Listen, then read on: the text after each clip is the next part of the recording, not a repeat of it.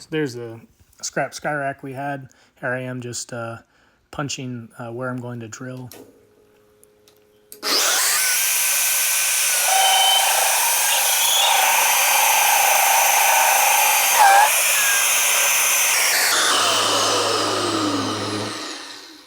And there they're drilled. I was just painting the mating surfaces before bolting them together. And that's the finished post. And painted the post with cold galv compound. The customer wanted a dull gray look, so that was perfect. And this is the Enphase EVSE or EV charger. And here is probably my favorite plumbing tool. It chamfers or deburrs conduit inside and outside. Here's sucking up a little bit of lube to pull wire. Here is the main panel. It's got the 60 amp circuit with a 4 gauge THHN and number 8 THHN for the equipment grounding conductor. Then we're going to go into 1 inch EMT there on the right.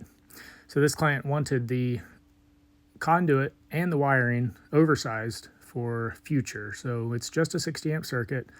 Could have been put on 6 gauge THHN for the phase conductors.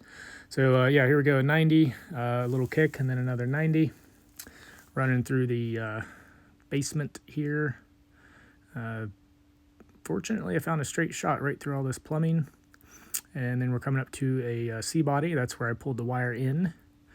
And then on through a little 30-30 offset there. Get a couple inch offset to get down in the block. And then under here, unfortunately, I didn't bother in this video to show.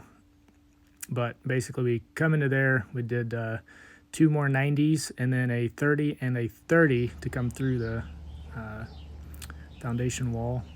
And then through the foundation, and 1 more 90, and then a little offset after the strap and into the LB. Here is the post, just sort of dry fit there. I've got the lower foot of it sitting in the ground and just kind of getting things plumbed up and tamped in.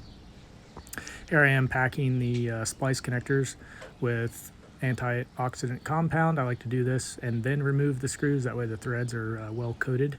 Makes them serviceable for later. So this is me just kind of showing that process of packing them with antiox compound and then removing. It is copper conductor, so it's not necessary, but it's just nice for the screws. And here is the finished product. I did actually do a little bit of concrete. The customer happened to have some concrete, and he said, "Hey, you want to put some concrete around?" I said, "Well, sure. You got it. Let's do it." So he was happy with that, and so was I. Quick note on the splice connectors. Some might be wondering what's going on there.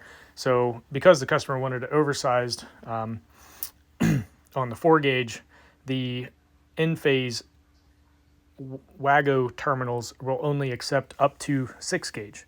So I reduced it with those splicing terminals down to 6 gauge, just inside the little enclosure there. So, but all in all, the installation was fairly easy for the Enphase EVSE. I'm really happy with it, and I can certainly recommend it. I got it later after this. I got it all commissioned with his solar and battery system, and it worked out really great.